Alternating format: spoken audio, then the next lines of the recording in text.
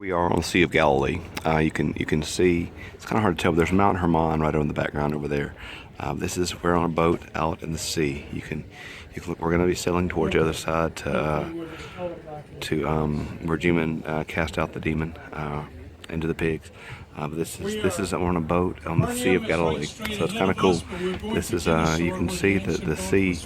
You can look across the other side. I mean, that's the other side of the sea. It's not that big. It's not nearly as big as the reservoir. So you can see the northern part. It's kind of hard to see, but you can see down the way. That's the end of it. So it's really not a huge lake, if you will. So this is us on a boat on the Sea of Galilee. There's the boat. There's Sam teaching all of our pilgrims. So this is Tiberias. You can't really see Tiberias is over there where we were staying. So this is our boat ride on the Sea of Galilee. This is a fishing boat that dates 2,000 years old, roughly to the time of Jesus Christ. So this is a boat, the remnant of a boat that would have been very much like the one that Peter and James, John, the disciples fished in. We're here at Capernaum. This is the ruins. This is a modern church on top. These ruins here, it's believed that this was potentially Peter's mother's house. Jesus healed her here, and she rose and served him after that. And it's believed this was that home because Christians were found worshiping here very early in history. By the 4th century, this was a place of worship. So the modern church is built over the ruins of what we believe is Peter's mother's house. Over here, you see, on this side, you see the ruins of Capernaum. Capernaum is the town where Jesus did most of his ministry out of. This kind of became his base of operations. This is the ruins of the town here. You can see the houses laid out. It's very well defined here. Some of the more well defined houses you see over here where the individuals are standing. Some more houses over here. And then coming up on right here, this is the synagogue. This is the stones that you see here are not original to the 1st century, but the foundation stones, those are 1st century foundation stones. So those would have been the stones that that stood on those actual foundation stones. The actual walls, those are 4th century. Those were not, the 4th century is still pretty old if you think about it, but those do not date to the time of Jesus. I'll take some more film inside the synagogue. Okay, here we are in the synagogue right here. You can see this is a very large synagogue, a very prominent synagogue. Jesus would have taught here. He would have went to the synagogue. Here it says he went as it was his custom to the synagogue. So you can see inside what it would have been very much like. And over here, there's one of the prominent seats. Then the synagogue right there.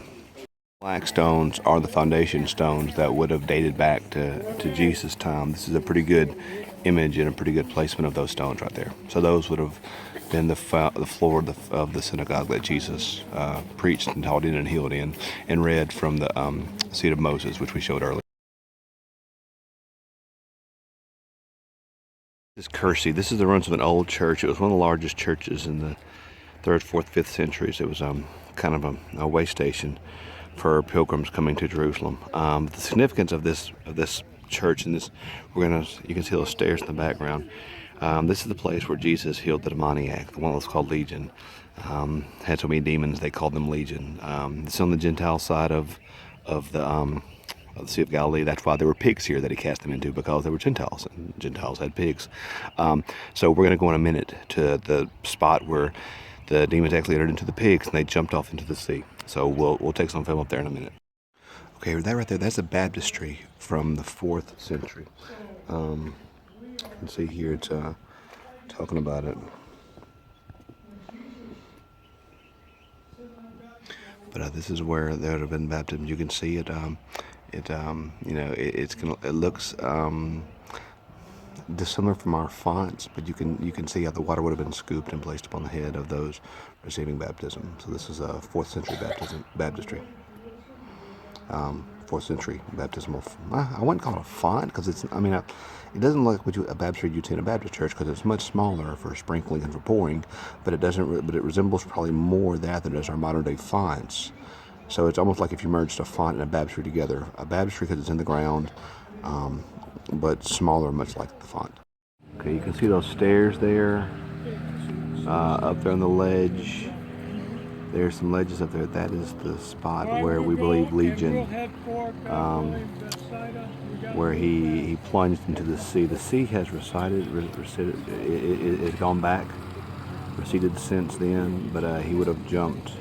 The pigs would have plunged into the sea from that area up there. It's Beit She'an. It's ancient Roman. Some ancient Roman ruins. Remember the roads we saw at Zipporah?